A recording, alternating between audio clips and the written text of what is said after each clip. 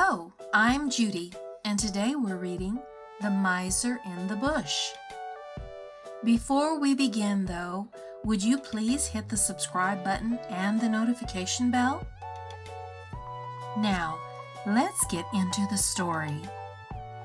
A farmer had a faithful and diligent servant who had worked hard for him for 3 years without having been paid any wages. At last it came into the man's head that he would not go on thus without pay any longer. So he went to his master and said, "I have worked hard for you a long time. I will trust to you to give me what I deserve to have for my trouble." The farmer was a sad miser and knew that his man was very simple-hearted. So he took out 3 pence and gave him for every year's service a penny. The poor fellow thought it was a great deal of money to have and said to himself, "Why should I work hard and live here on bad fare any longer? I can now travel into the wide world and make myself merry." With that, he put his money into his purse and set out, roaming over hill and valley. As he jogged along over the fields, singing and dancing, a little dwarf met him and asked him what made him so merry. "Why, what should make me downhearted?" said he. "I am sound in health and rich in purse. What should I care for?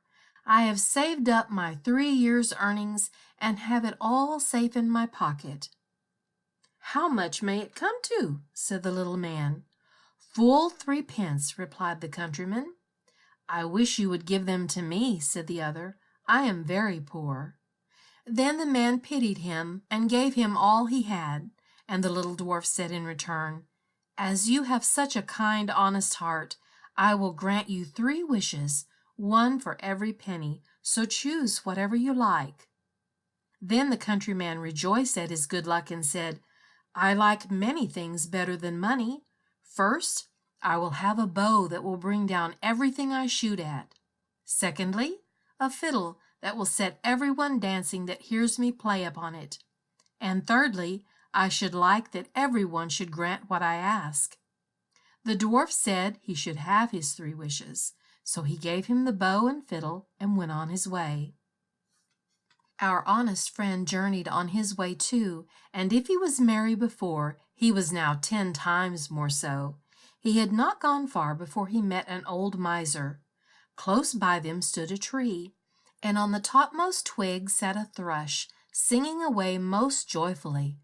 "Oh, what a pretty bird!" said the miser. "I would give a great deal of money to have such a one." "If that's all," said the countryman, "I will soon bring it down."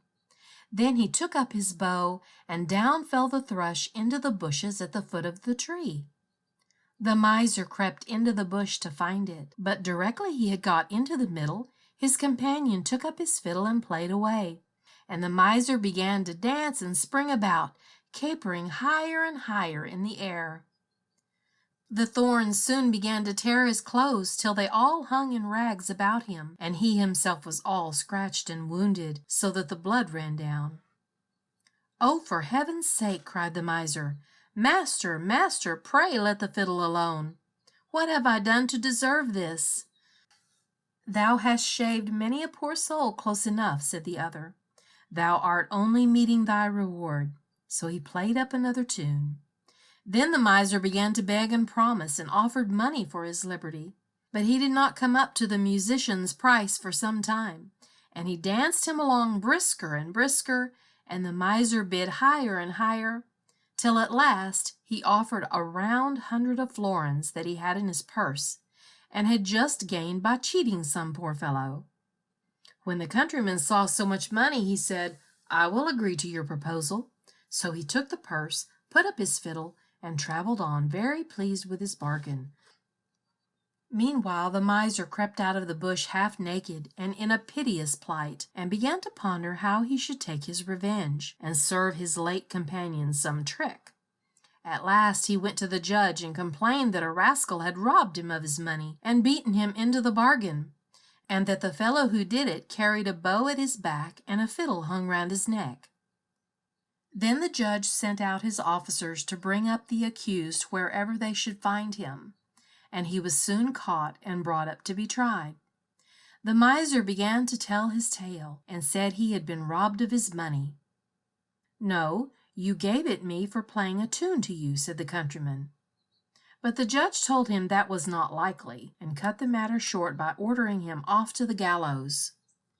So away he was taken, but as he stood on the steps he said, "My lord judge, grant me one last request." "Anything but thy life," replied the other. "No," said he, "I do not ask my life, only to let me play upon my fiddle for the last time." The miser cried out, "Oh, no, no, for heaven's sake, don't listen to him! Don't listen to him!" But the judge said, "It is only this once, he will soon have done." The fact was, he could not refuse the request on account of the dwarf's third gift.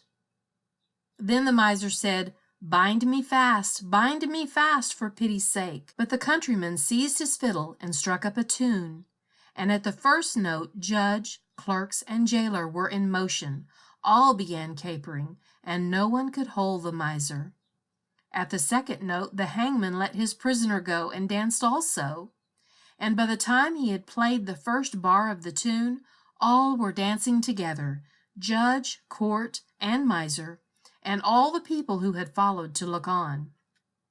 At first the thing was merry and pleasant enough, but when it had gone on a while, and there seemed to be no end of playing or dancing, they began to cry out and beg him to leave off, but he stopped not a whit the more for their entreaties, till the judge not only gave him his life, but promised to return him the 100 florins.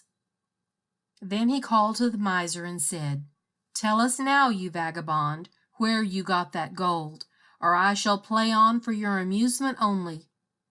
"I stole it," said the miser in the presence of all the people. "I acknowledge that I stole it, and that you earned it fairly." Then the countryman stopped his fiddle and left the miser to take his place at the gallows. Thank you for joining me. If you'd like, please leave a comment, a suggestion, or a request. Until next time.